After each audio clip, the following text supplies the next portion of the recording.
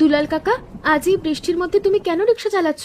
তোমার তো এখন বয়স হয়েছে, শরীর কতটুকু আর সায় দেয়? আরে মা, ঘরে বসে থাকলে তো শরীর আরো ভেঙে পড়বে। যতদিন শরীরে বল আছে বেঁচে থাকবার লড়াই চালিয়ে যেতে হবে। সে তো ঠিক কথাই কাকা, কিন্তু তোমার মেয়েকে তো কত ভালো জায়গায় বিয়ে দিয়েছো। জামাইবাবু তো বেশ ভালো চাকরি করে, সে তো বললেই তোমার হাতে মাসে মাসে টাকা পাঠাতে পারে। অন্যের উপার্জনে বসে খাওয়া আর নিজে ঘামে উপার্জিত নুন ভাত খাওয়ার মধ্যে অনেক তফাৎ আছে মা। আমি যতদিন পারি নিজের কাজ নিজেই করব। তা অবশ্য ঠিক, তবুও তোমার এই বয়সে এত খাটাখাটনি দেখলে খুব মায়া হয় গো কাকা। মায়া করো না মোহিনী, কাজই তো আমার ধর্ম। হাত পা সচল থাকলে কোনো ক্লান্তি টানে না। আরে বাবা, এই বৃষ্টির মধ্যে আপনি রিক্সা নিয়ে এই দূর অব্দি এলেন যে, শরীর ঠিক আছে তো? হ্যাঁ বাবা রাজীব, শরীর ভালোই আছে। তা তুমি বৃষ্টিতে এখানে দাঁড়িয়ে কেন, অফিস যাবে না? হ্যাঁ বাবা, অফিসের বাসটা একটু লেট করেছে, তাই দাঁড়িয়ে আছি। তবে আপনাকে বারবার বলি, এ বয়সে আর রিক্সা টেনে এত কষ্ট করবেন না। আরে দূর পাগল, বসে থাকলে তো হাত পা আরো ধরে যাবে। কাজ করলেই শরীরে জোর পাই। কোনো দরকার পড়লে আমাকে একটা ফোন করবেন। আমি তো আপনার ছেলের জায়গাতেই আছি। আমার থাকতে আপনার এত কষ্ট করবার কি দরকার? জানি বাবা, তোমার মনের মতো জামাই পেয়ে আমি ধন্য। শুধু শুধু তোমাকে বিরক্ত করতে ইচ্ছে করে না বলেই তো নিজে নিজে কাজ করি। বিরক্ত কিসের বাবা, আপনার খেয়াল রাখা তো আমারও দায়িত্ব। সে তো বটেই। আচ্ছা রাজীব, অনেকদিন হলো মল্লিকার তুমি আমাদের বাড়ি আসনি। সুযোগ পেলে একদিন ওকে নিয়ে গ্রামে যেও তো। আপনি যখন বলছেন তখন সামনের ছুটির দিনেই যাব বাবা। আপনাকে অনেক দিন দেখতে পাইনি, মল্লিকাকেও নিয়ে যাব। ঠিক আছে বাবা, তাহলে আমি কথা দিলাম, তোমরা এলে পিঠে পুলি বানিয়ে খাওয়াবো। বাহ, এ তো দারুণ ব্যাপার। এই দেখুন, বাস এসে গেছে। আমি এবার উঠি তাহলে। হ্যাঁ ঠিক আছে বাবা, সাবধানে যেও অফিসে। রাস্তাঘাট খুব পিচ্ছল, দেখে শুনে থেকো। আপনিও রিক্সা চালানোর সময় সাবধানে থাকবেন বাবা। শরীর বেশি টানলে আর কষ্ট করবেন না। উফ, বাসটা আজকে ঠিক সময় ছাড়লো না। আজকে অফিসে পৌঁছাতে সত্যি বড় দেরি হয়ে যাবে। এমনিতে বাসের মেজাজ আর ভালো নেই, তার উপর ট্রাফিকের এই হাল। রে রাজীব, তুই এ বাসে হঠাৎ সকালবেলায় এই দিয়ে কোথায় যাস বলতো? অনেকদিন পর দেখা হলো তোর সাথে। আরে রোহন তুই, আমি তো ভাবলাম কে বসলো পাশে। কাজকর্ম সব কেমন চলছে বলতো? আমার আর কি কি রে ভাই, দিন কাটছে একরকম। আমি তার অফিসে যাচ্ছি, একটা নতুন ক্রিয়েটিভ প্রজেক্ট হাতে পেয়েছি। সারাদিন তা নিয়েই লেখালেখি আর স্টাডি চলছে। তুই তো বরাবরই তোর মনের মতো কাজ পেয়েছিস। ছোটবেলা থেকেই তো তোর লেখক হওয়ার তীব্র জেদ ছিল। আজ তুই সফল। হ্যাঁ হ্যাঁ ভাই, কষ্ট তো কম করতে যাইনি, তবে নিজের শখের পেশা পেয়েছি বলেই ক্লান্তিটা গায়ে লাগে না। এত তোর খবর কি? অফিস তো এরা আইটি সেক্টরে দিব্যি চলছে তো সব? চাকরি তো চলতেই থাকে, ওটার মনের টানে হয় না রে। পরিস্থিতির চাপে পড়ে এই কর্পোরেট লাইনে ঢুকে গেলাম, অথচ আমার ছোটবেলার স্বপ্নটা আজও পূরণ হলো না। কেন রে, হঠাৎ এমন কথা বলছিস কেন? তোর কি অন্য কোনো পেশায় যাওয়ার ইচ্ছে ছিল নাকি? আর বলিস কেন ভাই, ছোটবেলায় আমার তীব্র ইচ্ছে ছিল সিনেমার বড় পর্দায় নায়ক হব। কত নাটক আর অভিনয়ে নামতাম, কিন্তু পরিবারের দায়িত্ব আর বাস্তবের কঠিন চাপে সে স্বপ্ন মাঝপথেই হারিয়ে গেল। জীবন সবার ইচ্ছে মতো চলে না রাজীব। বাস্তব আর স্বপ্ন দুটো সম্পূর্ণ আলাদা মেরুতে থাকে।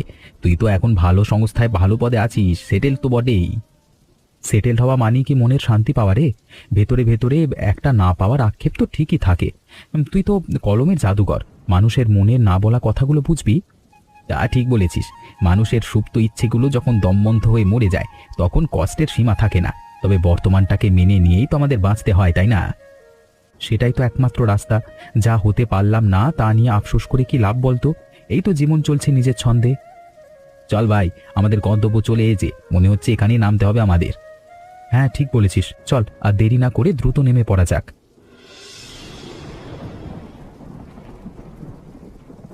আর কত বেলা হলে তোমার খাওয়া হবে গো?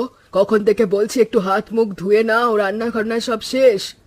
তুমি একটু একটু খেয়ে নাও না মাধবী, আর মাত্র 2টো লাইন বাকি আছে, এটা শেষ করেই খেতে বসছি। ওই একই কথা রোজকার, সারাক্ষণ ঘরে বসে ওই খাতা পেন নিয়ে বুঁদ হয়ে থাকো। হ্যাঁ, লেখালেখিটাই তো আমার বেঁচে থাকবার আসল রসদ গো। এটাই আমার ছোটবেলা থেকে লুকিয়ে থাকা শখ। শখ তো সবারই থাকে, তাই বলে কি পেটে ভাত না দিয়ে সারাক্ষণ খানা নিয়ে পড়ে থাকবে? বয়স তো কম হলো না, একটু শরীরের দিকেও নজর দাও এবার। শরীরের যত্ন ঠিকই নিই মাধবী, কিন্তু মনের খোরাক জোগাতে হলে এই লেখালেখিটার খুব দরকার। খাতার পাতায় কলম ছোঁয়ালেই সব ক্লান্তি নিমেষে উধাও হয়ে যায়। তোমার এই খাতা পেন প্রীতি আর গেল না নাকি? সারা জীবন তো রিক্সা টেনে হাড় ভাঙা খাটনি খাটলে, এখন আবার এই বয়সে এসে নতুন করে কবিয়াল সেজেছ। কবিয়াল হতে কে চেয়েছে বলো তো? মনের না বলা কথাগুলো জমে থাকে তো, তাই খাতায় ফুটিয়ে তুলি। এতে ক্ষতি কি বলো তো? ক্ষতি নিজের শরীরেই তো হয়। ঠিক আছে, আর বকাবকি করবো না। তুমি তোমার বাকি দুটো লাইন দ্রুত শেষ করো, তারপর দুজনে একসঙ্গে বসে ভাত খাবো। হ্যাঁ হ্যাঁ, তুমি আর 2 মিনিট একটু জিরিয়ে নাও, আমি এই লেখা শেষ করেই হাত ধুতে আসছি। ও মল্লিকা, একটু বাইরে এসো তো, দেখো কত জিনিস এনেছি। ওমা, তোমার দু হাতে এত ব্যাগ কিসের গো? অফিস থেকে ফেরার পথে আবার এত বাজারপত্র কিসের নিয়ে এলে? কালকে তো অফিস ছুটি, তাই ভাবলাম তোমায় নিয়ে একবার বাপের বাড়ি ঘুরে আসি, সেই জন্য একটু আধটু কেনাকাটা করলাম আর কি। তুমি সত্যি বলছো? হঠাৎ কালকে বাপের বাড়ি যাওয়ার কথা বলছো যে বড়, আর আমার তো বিশ্বাসই হচ্ছে না। বিশ্বাস না হওয়ার কি আছে? বাবা মানে তোমার বাবা মায়ের জন্য ভালো দেখে জামা কাপড় আর কিছু মিষ্টিও কিনেছি। কালকে সকালেই আমরা দুজনে রওনা দেব। বাবা গো, সত্যি বলছি, আবার কানকে বিশ্বাস করতে পারছি না। কিন্তু কাল তো তোমার অফিস থাকে, হঠাৎ ছুটি পেলে কি করে? স্পেশাল পারমিশন নিয়ে নিয়েছি কালকের জন্য, বসের সাথে কথা বলে ছুটি ম্যানেজ করে ফেলেছি। এখন বলো, আমার সাথে বাপের বাড়ি যাওয়ার ইচ্ছে আছে তো? কতদিন বাবা মাকে দেখিনি বলো তো, আর তুমি বলছো যাওয়ার ইচ্ছে আছে কিনা? আমার থেকে বেশি খুশি আর কেউ নয়। তাহলে আর দাঁড়িয়ে থেকো না তো গিন্নি, এসো ব্যাগগুলো হাতে ধরো, ভেতরে গিয়ে একটু জিরিয়ে নিই। হ্যাঁ এসো, ভেতরে এসো। তোমার এত বড় সারপ্রাইজ শুনে আমার বুকটা ভরে গেল। তাড়াতাড়ি হাত মুখটা ধুয়ে নাও, আমি রাতের খাবার গরম করছি। হ্যাঁ চলো, আজকে অনেক রাত অবধি জার্নির প্ল্যানিং করতে হবে, কালকে সকাল সকাল আমাদের বেরোতে হবে তো। মা দেখো, আজ আমরা চলে এসেছি। ওমা, মল্লিকা এসেছিস? সাথে জামাইকেও নিয়ে এসেছিস? কিছু না জানিয়ে হঠাৎ? আগে থেকে জানালে তোমরা আবার ভালো মন্দ আয়োজনের ঝামেলায় পড়তে শাশুড়ি মা, তাই আমরা নিজেদের ঘরের মানুষ হুট করেই চলে এলাম। তা তো ঠিক, তোদের তো বসতেও দিইনি। আয় আয়, ঘরের ভেতর একটু জিরিয়ে নে, আমি জল আর মিষ্টি আনি। এ কি, এখানে এত সুন্দর সুন্দর কবিতা লেখা রয়েছে যে? ওটা আর কার ডায়েরি হবে? তোর শ্বশুর মশাইয়ের রোজ কি সব ছাইপাশ লিখতে থাকে, বুড়ো বয়সে ভীমরতি। শাশুড়ি মা, এগুলো ছাইপাশ বলছেন কেন? শ্বশুরমশাই তো দারুণ লেখে, আমার তো পড়ে বেশ ভালো লাগছে। লিখে আর কি হবে, শুধু শুধু সময় নষ্ট, ওসব আমি জানি না। তা শ্বশুরমশাই কোথায় গেলেন বলুন তো? উনি তো সকালে রিক্সা নিয়ে বেরিয়েছেন, বেলা করে ঠিক বাড়ি আসবেন। বাবা সারা জীবনই একদম নিজের শখ আর রিক্সা নিয়ে ব্যস্ত রইলেন। ওনার এই লেখালেখির শখটা সত্যিই দারুণ, আসবার পর ওনার সাথে বসে এ নিয়ে জমিয়ে গল্প করা যাবে। আরে দুলাল কাকা যে, তুমি এখনো এখানে রিক্সা নিয়ে দাঁড়িয়ে আছো? তোমার বাড়িতে তো আজ বড়সড় একটা সারপ্রাইজ অপেক্ষা করছে। বলিস কি রে মোহিনী, আমার আবার কিসের সারপ্রাইজ? আমি তো সকালবেলায় বাড়ি থেকে সোজা রিক্সা নিয়ে এখানে চলে এলাম, কিছু জানি না তো। তুমি জানবে কি করে? তুমি তো তখন রিক্সা নিয়ে ঘাটে ছিলে। আমি এইমাত্র তোমার বাড়ির দিক থেকেই আসছি, দেখলাম তোমার মেয়ে আর জামাই সপরিবারে এসেছে। সত্যি বলছিস রে মোহিনী? আমার মল্লিকা আর জামাই বাড়ি গেছে? তুই নিজের চোখে দেখলি তো? একদম নিজের চোখে দেখে বলছি কাকা, তোমার বাড়ির উঠোনে দাঁড়িয়ে হাসাহাসি করছিল দুজন। এত বছর পর মেয়ে জামাই এসেছে আর তুমি এখন রিক্সা নিয়ে বসে আছো। ওরে বাবা রে, আমার সোনা মেয়েটা এতদিন পরে বাড়ি এলো, আর আমি কি না এখানে রিক্সা নিয়ে পড়ে আছি। সেটাই তো বলছি কাকা, তুমি আর এক মুহূর্ত সময় নষ্ট করো না, তাড়াতাড়ি রিক্সা নিয়ে বাড়ি ছোট, সবাই তোমার জন্য অপেক্ষা করছে। আর রিক্সা চালিয়ে কাজ নেই আজকে, আমার আর পেটের ধান্দায় ঘুরে লাভ কি বল? আজকে আমার ঘরে আনন্দ এসেছে, মেয়ের মুখের হাসি দেখবার চেয়ে বড় প্রাপ্তি আর কি হতে পারে? ঠিক বলেছো কাকা, যাও তাড়াতাড়ি বাড়িতে গিয়ে মেয়ে জামাইয়ের সঙ্গে আনন্দ করো। আমি এখন বাড়ি যাই, আমারও দেরি হচ্ছে। অনেক ধন্যবাদ রে মোহিনী, অনেক ধন্যবাদ। তুই খবরটা দিয়ে আমার আজকের দিনটা একেবারে জমিয়ে দিলি। আমি আর 1 সেকেন্ডও দেরি করছি না, এখনই বাড়ির পথ ধরছি। সাবধানে রিক্সা চালিয়ে বাড়ি যাও কাকা, বড় আনন্দ নিয়ে আজকের দিনটা কাটাও সবাই মিলে। তা বাবা রাজীব, তোমার অফিসের কাজকর্ম সব ঠিকঠাক চলছে তো? আজকাল তো শুনি কাজের খুব চাপ থাকে। হ্যাঁ মা, কাজকর্ম ভালোই চলছে। শুরুর দিকে একটু চাপ থাকে ঠিকই, এখন সব গুছিয়ে নিয়েছি। আপনারা কেমন আছেন বলুন? আমাদের আর চলা, এই তো কোনো রকমের দিন কেটে যায়। তোমার শ্বশুর মশাই সারাদিন রিক্সা নিয়ে চষে বেড়ান, বয়স তো কম হলো না? আরে শ্বশুরমশাই, আপনি বৃষ্টিতে পুরো ভিজে গেছেন যে, তাড়াতাড়ি গামছাটা দিয়ে হাত পা ভালো করে মুছে নিন, নইলে ঠান্ডা লেগে জ্বর এসে যাবে। আর বলো কেন বাবা রাজীব, রাস্তায় আসছিলাম হঠাৎই বৃষ্টিটা নামলো, তবে আজকে ভিজে যাওয়ার কষ্ট আমার গায়েই লাগছে না। এই বয়সে বৃষ্টিতে ভিজলে শরীর কি আর ঠিক থাকে? একটু সাবধানে চলাফেরা করা যায় না? আরে আজকে ঘরে আমার যে রত্ন এসেছে তাতে ভিজে যাওয়া কেন? পাহাড় ভাঙলেও কষ্ট মনে হবে না। বাবা, তুমি এই বৃষ্টির মধ্যে ভিজে কেন এলে? যাও তাড়াতাড়ি জামা কাপড় বদলে ফেলো। মা, কতদিন পর তোদের দেখলাম। মোহিনী রাস্তায় আমাকে আমাকে না বললে আমি তো জানতেই পারতাম না তোরা এসেছিস। সেটা আমাদের সারপ্রাইজ দেওয়ার প্ল্যান ছিল শ্বশুরমশাই, আপনাকে না জানিয়ে এসে বড় অন্যায় হয়ে গেছে বুঝি। অন্যায় আবার কিসের বাবা?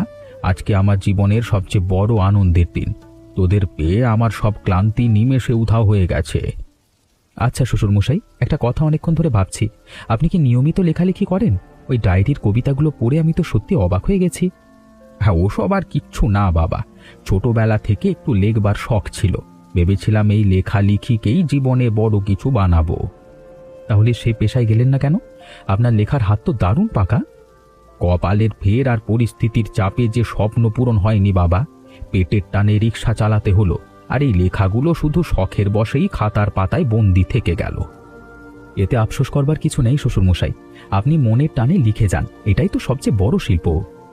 তোমার মুখে কথা শুনে বড় শান্তি পেলাম বাবা, কেউ তো আমার এই শখটা পাত্তাই দেয় না। এতক্ষণ তো বৃষ্টি ছিল, এখন আবার হঠাৎ কোথায় যাচ্ছ গো? আমাদের সাথে একটু গল্প করো না। একটু জরুরি কাজ আছে মল্লিকা, বাইরে যেতেই হবে, আজকে রাতে ফিরতে একটু দেরি হতে পারে, তোমরা আমার জন্য বেশি চিন্তা করো না। হ্যাঁ, এই বিকেলে আবার কি এমন কাজ পড়লো বাবা? নতুন জায়গায় এলে একটু বিশ্রাম না নিয়ে বের হওয়া কি ঠিক হচ্ছে? চিন্তা করবেন না শাশুড়িমা, বেশিক্ষণ লাগবে না, কাজটা মিটলেই আমি সোজা বাড়ি ফিরে আসব। ঠিক আছে বাবা, যখন জরুরি কাজ বলছো তখন আর আটকাচ্ছি না, সাবধানে যেও কিন্তু। হ্যাঁ বাবা, যাওয়ার আগে একটা কথা ছিল, আপনার ওই লেখালেখির ডায়েরিটা একটু আমাকে দেবেন, আমার কাছে একটু জরুরি দরকার আছে। আমার ডায়েরি? সে তো ঘরের কোণেই রাখা আছে, হঠাৎ ওটা দিয়ে কি করবে বাবা?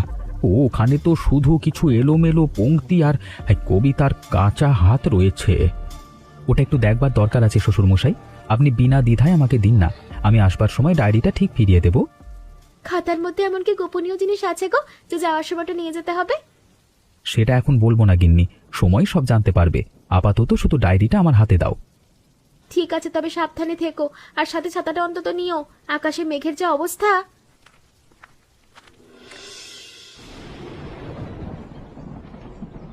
ও রোহন, ঘরে আছিস নাকি রে ভাই? একটু বাইরে আয় তো। আরে রাজীব, তুই হঠাৎ আমার বাড়িতে, কোনো বিপদ টিপদ হয়নি তো, নাকি অন্য কোনো মতলব আছে? কেন রে ভাই, আমি কি তোর বাড়িতে আসতে পারি না নাকি? খালি বিপদই আসতে হবে? তা কেন হবে? আয় আয়, ঘরের ভেতরে আয়, সারাদিন পর হঠাৎ এমন শান্তকালীন হাজিরার মানে তো কিছু একটা আছে। এ আবার কি জিনিস রে? কোনো নতুন উপন্যাসের খসড়া নাকি? খুলে একটু পাতাগুলো উল্টে দেখ না, পড়লেই বুঝতে পারবি এটা কি জিনিস। বাহ, কি দারুণ হাতের লেখা, আর কবিতার শব্দ চয়নগুলো তো এক কথায় চমৎকার। এ কার লেখা রে রাজীব? আমার শ্বশুর মশাইয়ের লেখা, উনি ছোটবেলা থেকেই লুকিয়ে লুকিয়ে এগুলো লেখেন। বল, কেমন লাগলো তোর সম্পাদকের চোখে? সত্যি বলছি রাজীব, এ কোনো সাধারণ মানুষের লেখা নয়, কবিতার প্রতিটি লাইনে একটা মাটির গন্ধ আর গভীর বেদনা জড়িয়ে আছে। তুই কোথায় পেলি বলতো? আজকে শ্বশুর মশাইয়ের বাড়ি গেছিলাম, সেখানে ওনার লেখার খাতাটা চোখে পড়ে। আমার তো বিশ্বাসই হচ্ছিল না যে এত সুন্দর লেখা এতদিন লুকিয়েছিল। তোর শ্বশুরমশাই তো দেখছি লুকিয়ে থাকা এক মণিমাণিক্য। বল, এই লেখাগুলো কি আমাদের পত্রিকায় ছাপানোর জন্য দেওয়া হবে? আমার পাঠকেরা এমন সৃষ্টি তো খোঁজেন। সত্যি বলছিস রোহন? তুই তুই কি তোর পত্রিকার পাতায় এগুলো জায়গা দিবি? ওনার কিন্তু বেশ বয়স হয়েছে, এ বয়সে একটা স্বীকৃতি পেলে মানুষটা বেঁচে যাবেন রে। বয়সের সাথে লেখার কি সম্পর্ক রাজীব? আসল জিনিস হলো লেখার জোর, আর সেটা এখানে ভরপুর আছে। আমি সানন্দে এগুলো আমার আগামী সংখ্যায় ছাপাবো। তাহলে তো এক কথায় সোনায় সোহাগা, তুই যদি একটু ব্যবস্থা করে দিস তবে ওনার আজীবনের একটা সুপ্ত স্বপ্ন পূরণ হয়। তুই যখন বলছিস তখন আজই আমি পেপারে একটা কাজের বা প্রকাশকের অনুমোদনপত্র সই করে দিচ্ছি। এই নে, এটার মাধ্যমে উনি অফিসিয়ালভাবে আমাদের লেখক হিসাবে যুক্ত হয়ে গেলেন। অসংখ্য ধন্যবাদ তোকে রোহন, একটা মানুষের হারিয়ে যাওয়া স্বপ্নকে ফিরিয়ে দেওয়ার জন্য তুই আজকে যা করলি তা আমি কোনো দিন ভুলবো না। ধন্যবাদ আমাকে দিস নে, ট্যালেন্টকে সম্মান জানানো আমার কাজ। তুই জলদি গিয়ে সুখবরটা তোর শ্বশুর মশাইকে দিয়ে আয়। আর এক মুহূর্তও দেরি করব না আমি। চল, আজকে রাতে একটা বড় চমক অপেক্ষা করছে ওদের জন্য। বাবা, এত রাত হয়ে গেল অথচ রাজীবের এখনো কোনো পাত্তা নেই। ও তো কাউকে কিছু না বলেই বেরিয়ে গেল। আমার খুব ভয় করছে। ঠিকই বলেছিস মা, এই রাতে একা একা এভাবে বাইরে থাকা কি ঠিক হচ্ছে? কোনো বিপদ টিপদ হলো না তো? এই যে লর্ড সাহেব, তোমার কি একটু কাণ্ডজ্ঞান নেই? এত রাতে কোথায় ছিলে তুমি? একটা কথাও বলে গেলে না। থামো গিন্নি, এত বকাঝকা করো না, আগে আমার কথাগুলো মন দিয়ে শোনো। কি ব্যাপার বাবা রাজীব, এত রাতে হঠাৎ এমন হাসি খুশি মুখ নিয়ে? কি ব্যাপার বলো তো? এই নিন শ্বশুরমশাই, আপনার জীবনের সবচেয়ে বড় উপহারটা আজকে আমি আপনার হাতে তুলে দিলাম। কি বাবা, এটা কিসের কাগজ? এটা আপনার লেখক হিসেবে অফিসিয়াল স্বীকৃতিপত্র। আপনার এই ডায়েরিটা আমি আমার এক হেড লেখক বন্ধুর পত্রিকায় দেখিয়েছিলাম। সে আপনার লেখা পড়ে মুগ্ধ হয়ে গেছে। উমা, বলো কি গো, বুড়ো বয়সে আমার স্বামী বুঝি তবে বড় কাগজে লিখবে? আমি কি দেখছি বাবা, আমার এত বছরের লুকিয়ে থাকা স্বপ্নটা তুমি এভাবে সত্যি করে দিলে। একটা ছেলে তো তার বাবার স্বপ্ন পূরণ করবেই। আমি তো আপনার নিজের ছেলের মতোই, যার যেটা শখ সেটা ঠিক মূল্যায়ন না পেলে মনের ভেতরে যে কষ্ট জমে থাকে তা আমি জানি। বাবা রে, তুই আমার জন্য আজ যা করলি তা জন্মেও ভুলবো না। রিক্সার প্যাটেল টানতে টানতে হাড় ভেঙে গেলেও আমার মনে যে স্বপ্নটা ছিল তুমি তাকে নতুন ডানা দিলে। আর রিক্সা টেনে আপনাকে কষ্ট করতে হবে না শ্বশুরমশাই। এবার ঘরে বসে শান্তিতে শুধু আপনার মনের সুপ্ত ভাবনাগুলো কলমে ফুটিয়ে তুলবেন। বুড়ো বয়সে মানুষ তো ছাইপাশ ভেবে খাতা নষ্ট করে, আর আজ আমার স্বামী আজ তো এক মস্ত লেখক হয়ে গেল। জামাই বাবাজি, তুমি আমাদের পরিবারে তো একেবারে দেবদূত হয়ে এলে। চল তবে মল্লিকা, আজকে আনন্দ উদযাপিত হোক। আমার কলম আবার নতুন করে কথা বলবে, আর তার সব স্বীকৃতি সব কৃতিত্ব আমার এই গুণধর ছেলের।